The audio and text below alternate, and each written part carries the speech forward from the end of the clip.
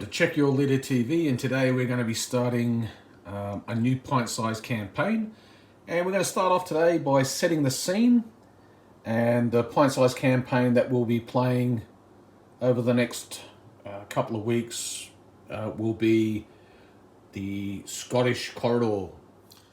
Okay, so the pint-sized campaign that we're going to play over the next couple of weeks is a follow-on from Operation Martlet, which is another pint-sized campaign. Now, I've already played this as the Brits, and I was successful playing that as the Brits.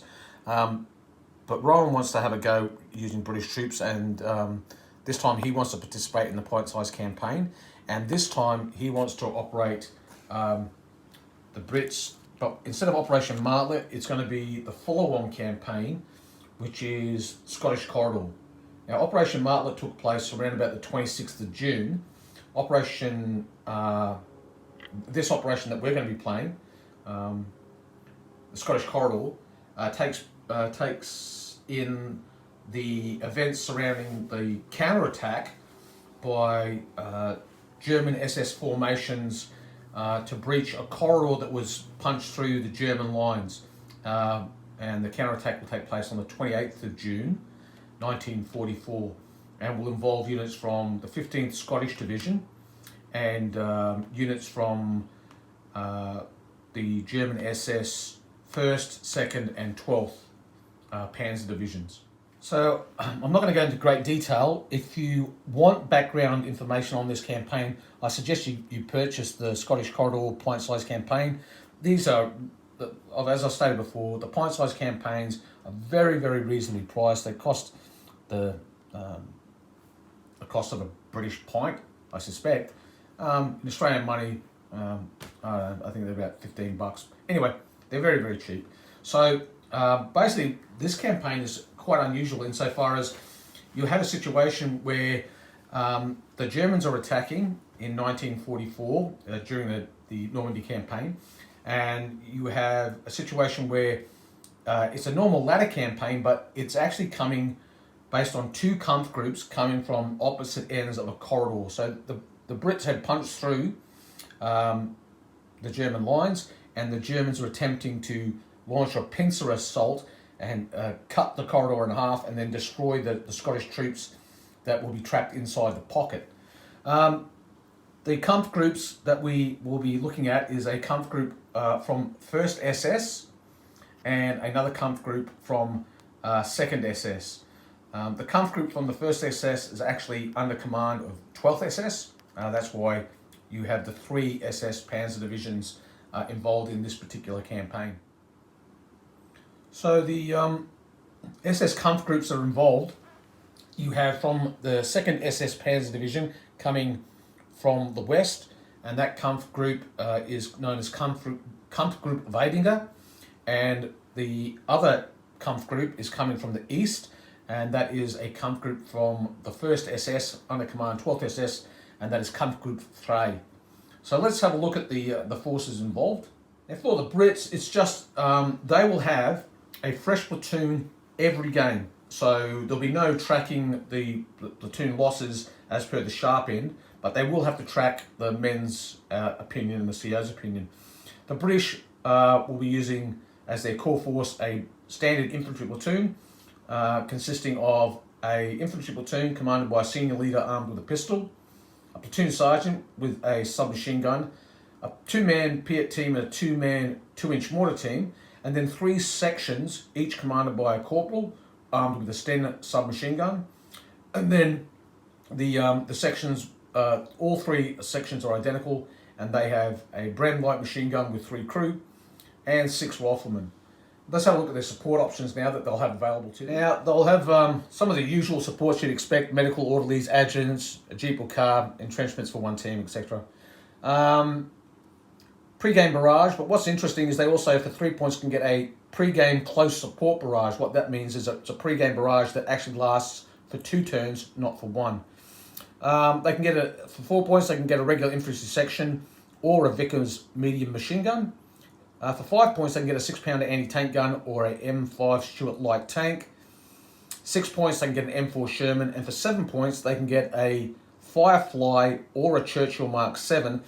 The Firefly, however, can only be purchased if there's already been a M4 purchase. So you're looking at a net purchase there of 13 points if you want to include a Firefly in the mix. So that's the British support options. Now let's look at the German platoon and her support options. Now the Germans are obviously troops coming from SS Panzer Grenadier platoons. So they're classed as superior regulars, and what that means is any single 6 that's rolled will be considered a 5 for chain of command purposes. But it is a under strength German Panzer Grenadier platoon compared to what we're used to seeing. It has a Oberscharführer, senior leader with a machine pistol, and he has 3 Panzerfausts that he can distribute as he sees fit. But you'll notice there's no Panzerschreck team. Okay, they then have 3 identical squads, and each squad is commanded by a Scharführer or a Rottenführer, and he's armed with a MP40 submachine gun, and then 2 light machine gun teams with MG42s, 3 crew and 1 rifleman. So they're also deficient a rifleman, so they're only a 9-man squad. So not the usual 10, only 9, and no Panzerschreck. So it does lack a little bit of punch, but it hopefully makes up for that with the extra chain of command point that it can pick up using rolling a single 6. Support options, this is where it becomes a little bit interesting. Again, they have the kind of support options that you would expect for a Panzer Grenadier platoon. Kampfgruppe Frey can also access the support options that are in blue, and Kampfgruppe Weidinger can access the support options in red. So for 1 point, you get the usual medical orderly adjutants and pioneer teams. For 2 points, they can get an additional senior leader, which is normally going to be a no-brainer for the Germans. For 3 points, they can get a pioneer flamethrower team, but only Kampfgruppe Weidinger can get that, and a sniper team. 4 points, MG42 or an infantry gun. 5 points, a Panzer Grenadier squad. And I'm not sure if that is as per this list here, or a 10-man Panzer Grenadier squad. That's something I'm going to have to confirm. The reason is because these support options might not necessarily come from the same division. They're very Wehrmacht units that were scraped together and thrown into the mix as well. List 6, a PaK 40 anti-tank gun with 5 crew. And if it's Kampfgruppe Frey, it can get a Panzer 4F. List 7, Kampfgruppe Frey can get a Panzer 4G or H. It's got basically it's got a better gun on it. The other Kampfgruppe, Weidinger, can get a Panzer 3 Flammenpanzer, which is pretty brutal. And then finally, for 10 points, Frey can get a Tiger, and Weidinger can get a Panther. So there's some big cats to be had, and I'm kind of excited about that because I've never been able to use a Tiger yet in any game that I've ever played using Chain of Command, because a 10-point sink into a support option is just, generally speaking, one of those things I don't do. It's a lot of points to spend on a single support option, and it lacks a little bit of flexibility because it can only be activated on a 3. But I'm probably going to use that the first opportunity I get, simply for the fact that I've never used a Tiger, and I'm keen to see how much of a beast that sucker is. All right, so that's basically where we're at. So the first engagement we'll be fighting will be this engagement here on table 6, which is a probe mission. If that's successful, the Germans then have to go to table 1 and then fight there. If that one's successful, then they have to go back and then fight table 5. So you alternate between tables until you get to capturing all 6 tables.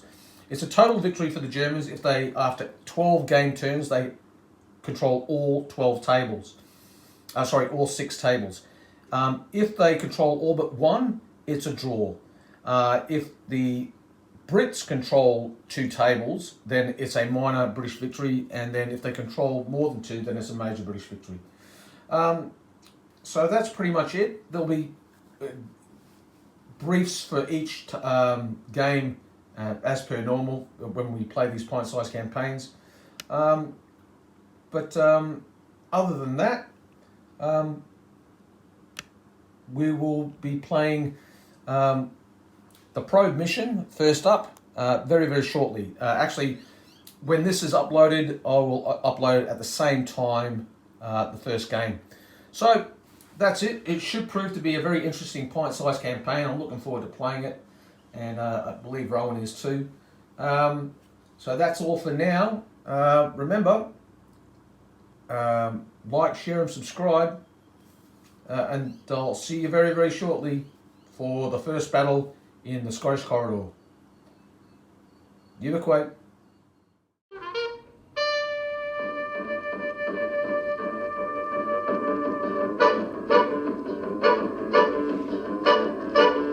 He was a famous trumpet man from out Chicago way. He had a boogie style that no one else could play. He was a top man at his craft, but then his number came up and he was gone with the draft. He's in the army now, a blowin' reveille. He's the boogie woogie bugle boy of Company B.